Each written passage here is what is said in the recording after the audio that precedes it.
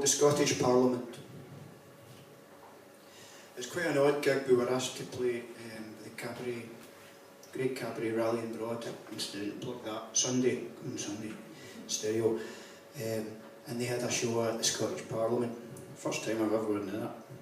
I never thought like parliaments were for the likes of me. Anyway, here we go. The Scottish Parliament. We are due on stage in 20 minutes.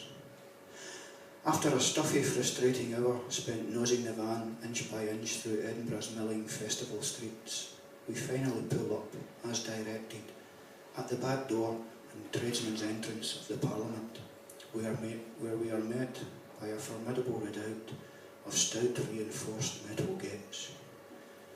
Sunlight glares fiercely upon a row of lethal-looking Venus flytrap jaws cast in steel, their long curving fangs gleaming and eager to sink into anyone careless enough to be caught in possession of an inadmissible pass or an out-of-date laminate. Everything about this gate says fuck off. Our driver bravely winds down the window by a speaker, a button, and a no-nonsense sign ordering the button pusher to speak here! I am full of admiration as the driver extends an arm and an intrepid index finger towards the button, giving it a confident push. After a few seconds, the speaker splutters into life and demands, "Yes? Hey, it's the band." "Who?" The driver offers up their band name.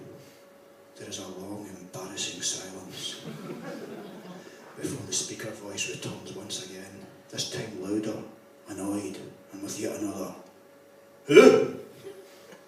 The driver valiantly repeats her name whilst we cower behind him, dying of self-consciousness. "And what do you want?" hollers the speaker voice. "We're the band," repeats the driver, slow and methodical.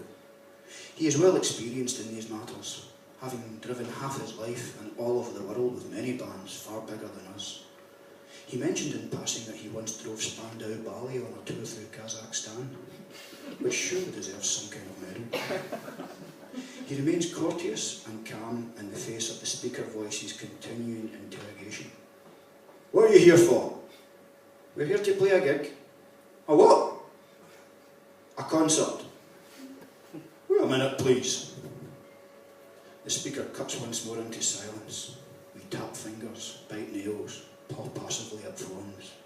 In between time, somewhere in the background, I can hear birds singing happily, and I think how nice that must be, to need no permission. The speaker bursts abruptly back into life as a new and markedly more butch voice demands, "Who is this?" And the whole dreadful rigmarole begins all over again. After the driver has been subjected to a round of questions identical to those previously asked, the speaker cuts off with an angry crackle of static, and we are once again left to our own devices.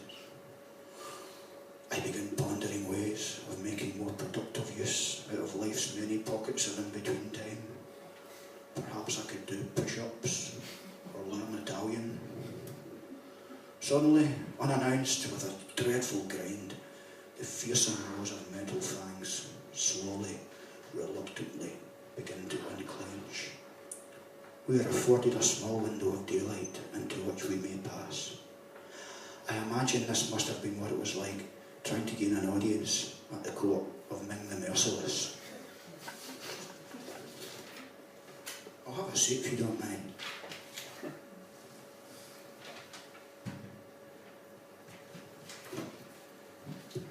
The van rolls slowly through.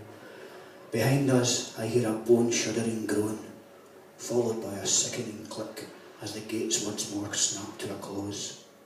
We are now inside the belly of the beast. The only way is forward. The van trundles down to an empty car park and comes to a halt as unobjectionably as possible in some out-of-the-way corner. A comfortable-looking security guard saunters into view, holding a half-eaten sausage roll. He stops to look at the van, taking a healthy bite of a sausage roll,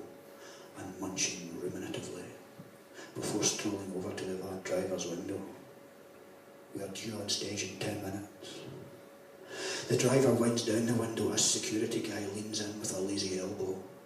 He glances at the driver before looking over his shoulder at our poor huddled masses at the back of the van. We all sit in our best behaviour. Nothing to see here. Security guy turns back to the driver, recognising him as the responsible adult here. "Who are you?"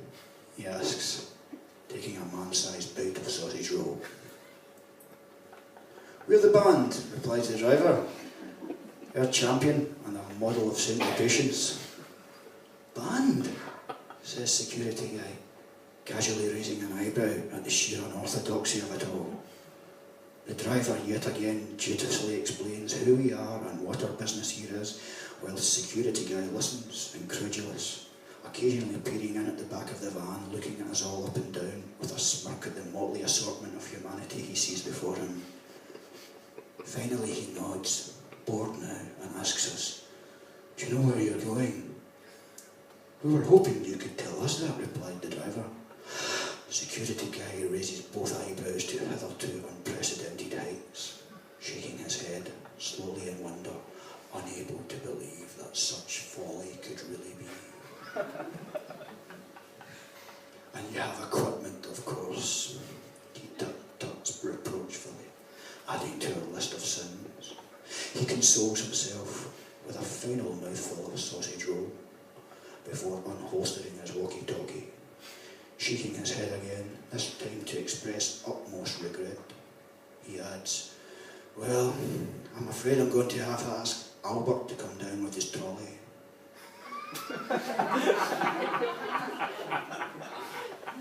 Surely not,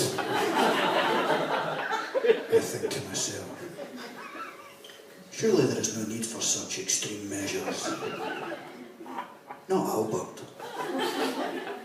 Not the trolley. I picture Albert as a keen-eyed troubleshooter, a go-to man in times of national emergency. The red Adair of the municipal works, riding to the rescue in his trusty trolley. Security guy is on his walkie-talkie now. He has sauntered away a few paces to lean his ample backside against a pole. He turns halfway away from us, but we can still hear him clearly. "Albert?" Yes, I know, Albert. Yes, I know that too, Albert, and I'm sorry. Listen, Albert, could you possibly come down just now? I know what time it is, and I'm sorry. Well, would very much appreciate that. Oh, and Albert, it's a trolley job. We are due on stage in 5 minutes. We unload the gear and place it in the designated loading zone, whilst the driver rolls off to park the van in our allotted parking space on the other side of the car park from the loading zone. I notice that I have a series of texts and missed calls from the violinist wanting to know where the hell we are. Just as I realise that I can't find my bag with my stage outfit, I am scrabbling around frantically amongst our piles of cases, bags and band miscellanea, when suddenly security guy leans over me and proceeds to issue me with detailed and rather involved directions on which entrance, which elevator, which zone, turning and stairway to take. In my lateral vision, I can see the band menfolk standing around, hands in pockets, chatting idly about nothing very much at all, really. "Can someone take directions from this guy?" I shout over to them. A little curtly, it has to be said. My tone and choice of words leave something to be desired and earn me hard stares all round. The drummer gallantly comes to my aid and shoulders the burden of security guy's convoluted series of directions, not to mention an unabridged version of the health and safety rules and regulations. I resume rummaging around in my bag full of stage gear, and the phone rings again with the violinist who wants to let us know that we are due on stage in 2 minutes. A slow, steady and rhythmic trundling heralds the arrival of Albert in his trolley. Albert looks to be around 80 if he's a day. I do not doubt that he is a man blessed with many admirable qualities, but I suspect that blistering pace is no longer with him. I'm sure Albert himself would be the first to admit that his champion days in the 60-yard dash are now sadly long behind him. My phone goes and it's the violinist to let me know that we are due on stage in 1 minute, as Albert and his trolley edge agonisingly towards the loading zone, where 4 of the band menfolk, not a care in the world, continue to lounge at their leisure, chatting idly about